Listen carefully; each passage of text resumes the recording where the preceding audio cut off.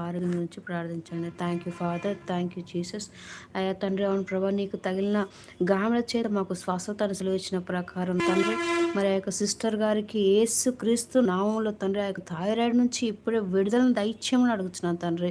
అవును ప్రభా, ఫైబ్రాయిడ్ నుంచి యేసు నామంలో సంపూర్ణ స్వస్థత కలగాలని, అవును తండ్రి.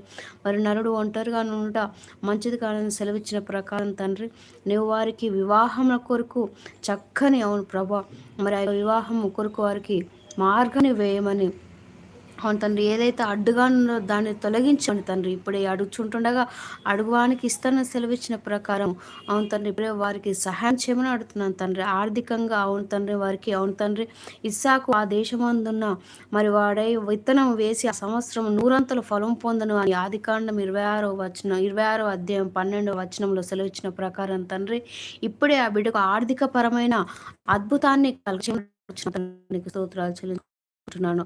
ఇంకెన్నటికీ ఆ బిడ్డ అప్పులలో ఉండకుండా యేసుక్రీస్తు నామంలో, క్రీస్తు యేసునందు ఐశ్వర్యం ఆ బిడ్డకు కలుగునుగా కానీ సహాయం చేయమని అడుగుతున్నాను తండ్రి. మానసికమైన ఆ యొక్క యేసుక్రీస్తు నామమున